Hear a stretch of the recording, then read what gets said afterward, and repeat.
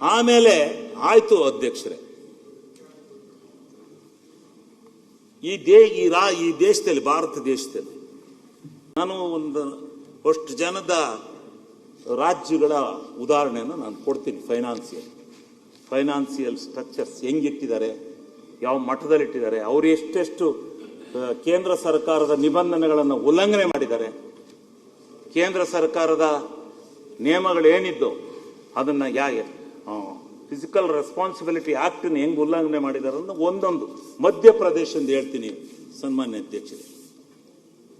ಇಲ್ಲಿ ವಿತ್ತೀಯ ಕೊರತೆ 3 ಇರಬೇಕು, ಆದರೆ ಇದು 3.9 ಇದೆ ಮಧ್ಯಪ್ರದೇಶದ. ಅಲ್ಲಿಗೆ ಇವರು ವಿತ್ತೀಯ ಕೊರತೆನಲ್ಲಿ ಫೈನಾನ್ಸಿಯಲ್ ಡಿಸಿಪ್ಲಿನ್ ಆಗೋಗಿದೆ.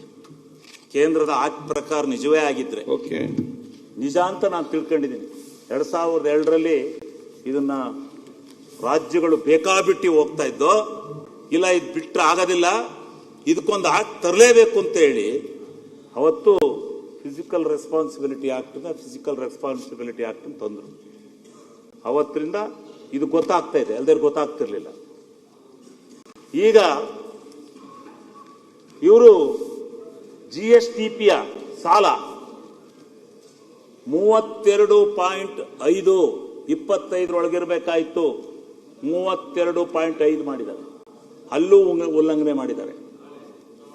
ಆಮೇಲೆ ಕೇಂದ್ರ ಸರ್ಕಾರ ಇವರಿಗೆ ನಮಗೆ 74 ಲಕ್ಷ ಕೊಟ್ಟಿದಾರಲ್ಲ, ನಮ್ಮ ಸುನೀಲ್ ಅಣ್ಣ ಇವರೆಲ್ಲ ತಿಳ್ಕೋಬೇಕು.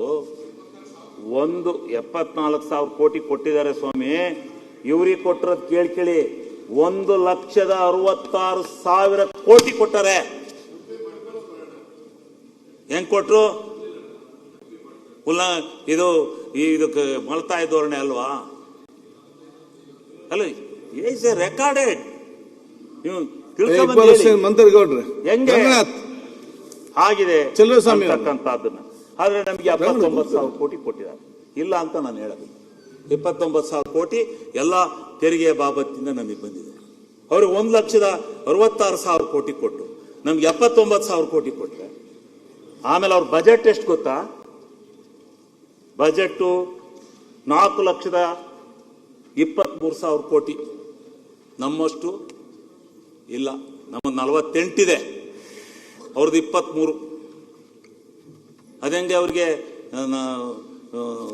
ಅಷ್ಟೊಂದು 1,66,000 ಕೋಟಿ ಹೆಂಗೆ ಕೊಟ್ರಿ? ಇವೆಲ್ಲ ಈ ರಾಜ್ಯದ ಜನಕ್ಕೆ ಗೊತ್ತಾಗಬೇಕಲ್ಲ.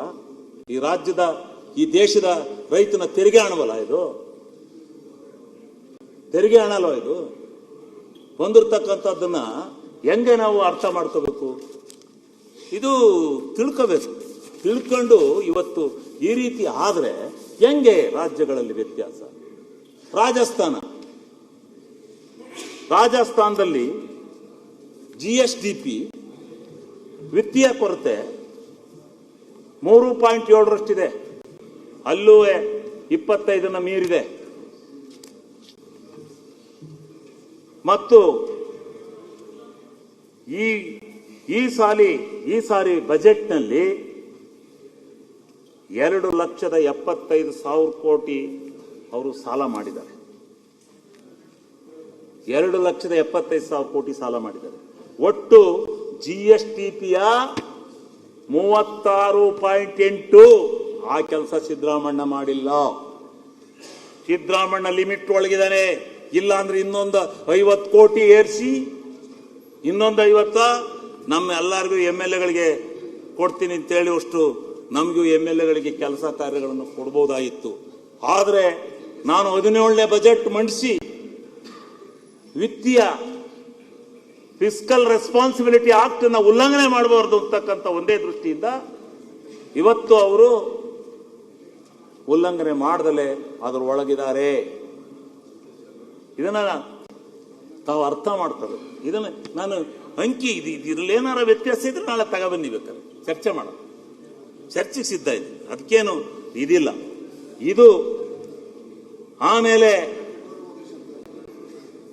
ಇವತ್ತು ಅವರಿಗೆ ಕೇಂದ್ರ ಸರ್ಕಾರ ಎಷ್ಟು ಕೊಟ್ಟಿದೆ ಗೊತ್ತಾ ಸ್ವಾಮಿ? 1,34,000 ಕೋಟಿ ವಿಜಯಣ್ಣವ್ರು ಬರ್ಕತ್ತವ್ರೆ ಬರ್ಕಡಿ.